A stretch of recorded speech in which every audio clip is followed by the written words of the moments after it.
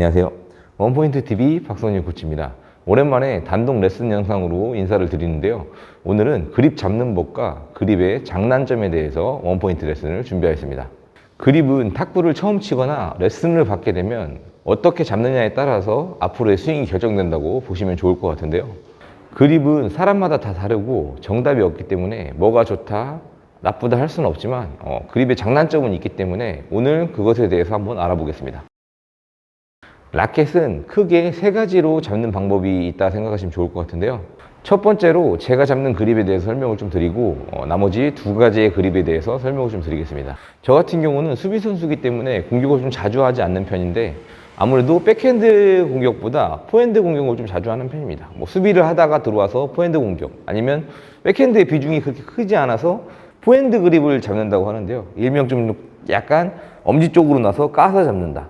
그래서 드라이브를 맞출 때 아무래도 이 라켓 각도가 바깥쪽을 보면서 돌아오는 각도로 보면은 라켓면이 좀 잘 맞으면서 파워면이나 두껍게 맞거나 그래서 드라이브 미스를 좀 줄이거나 이런 편인데 라켓을 이 엄지와 중지, 검지 사이 중간이 아닌 약간 엄지 쪽에 놓는다. 이렇게 중간을 봤을 때 이렇게 엄지 쪽에 놓는다. 그래서 포핸드 공격을 좀 더 쉽게 하거나 좀 세게 할 수 있고 파워면에서 이래서 엄지 쪽에 놓는 편이고요. 두 번째 그립은 엄지가 아닌 검지 쪽으로 좀 더 치우친 그립 이걸 백핸드 그립이라고 하는데 아무래도 포핸드 아까 말씀드린 엄지 쪽으로 가서 바깥쪽을 보면서 다시 정타로 돌아오는 그립처럼 똑같이 백핸드로 검지 쪽으로 좀 더 돌려 잡았을 때 각도가 저절로 나와서 백핸드를 좀 손쉽게 할 수 있다. 그래서 백핸드 그립을 잡는다. 이런 경우가 있는데 그에 반면에 포핸드 같은 경우는 백핸드를 잡아서 포핸드로 왔을 때는 라켓면이 하늘을 쳐다보기 때문에 좀 더 손목으로 조절해줘야 되는 불편함이 있습니다. 아까 포핸드 말씀드린 것처럼 포핸드를 까서 잡는 거를 반대로 얘기하면 백핸드를 치면 이렇게 바깥 하늘을 쳐다보기 때문에 쇼트가 또 어려운 단점이 있죠. 그래서 단점을 좀 더 하나씩 가지고 있죠. 그걸 좀 커버하기 위해서는 아무래도 백핸드로 좀 많이 하거나 아까 말씀드린 좀 더 저 같은 경우는 포핸드를 좀 많이 하거나 이렇게 좀 더 한쪽으로 극단적으로 좀 치우치는 경우가 많죠.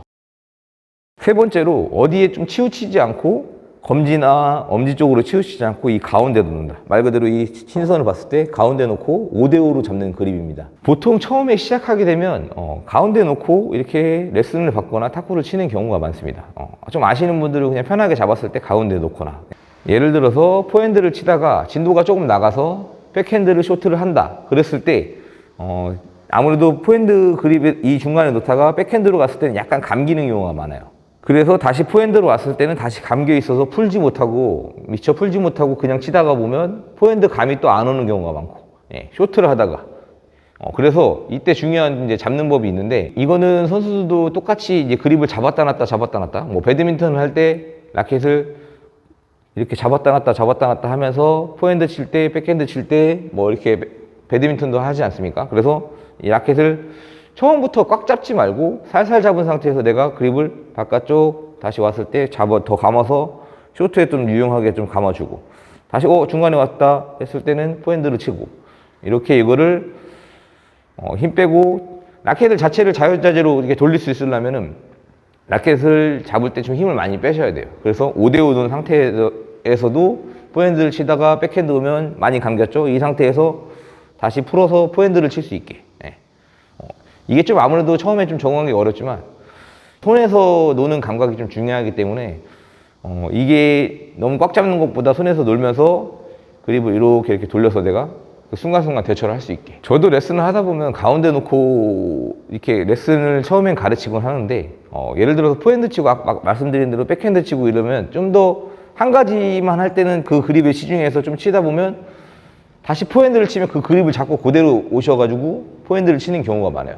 그래서 맨 처음에 포핸드를 배울 때보다 쇼트를 하고 나서 포핸드를 또 왔다 갔다 하면서 파쇼트를 하다 보면 이 그립에 대해서 적응을 좀 못 하시는 분들이 계시더라고요. 그래서 아까 방금 전에 말씀드린 것처럼 이걸 전환을 할 때 내가 살짝 놓고 다시 잡을 수 있게 이런 그립법을 좀 선택하시면 좋을 것 같고요. 제 개인적으로는 라켓을 고를 때 손아귀에 딱 정확하게 딱 들어왔다. 예를 들어 손이 작지만 이 라켓 잡는 그립이 너무 두껍거나 아니면 손이 큰데 라켓 그립이 좀 얇아서 너무 놀거나 하는 그립은 별로 안 좋다고 생각하는데, 라켓을 정확하게 딱 잡았어, 그냥 편하게 잡았을 때 너무 놀지 않는 라켓이 제일 좋다고 생각합니다. 그래서 내가 자연스럽게 힘을 빼서 라켓이 좀 놀 수 있게 만드는, 자연스럽게 그냥 내가 놀 수 있게 만드는 그립이 제일 좋다고 생각합니다. 오늘은 그립을 잡는 법과 장단점에 대해서 알아보았는데요. 그립은 정답도 없고 사람마다 좀 비슷해 보여도 다 다르기 때문에 예민한 부분 같은데요. 그립의 적응이 좀 빠를수록 기술의 적응도도 좀 빨라지기 때문에 나만의 그립을 찾는 것이 좋을 것 같습니다. 오늘도 끝까지 시청해주셔서 감사합니다.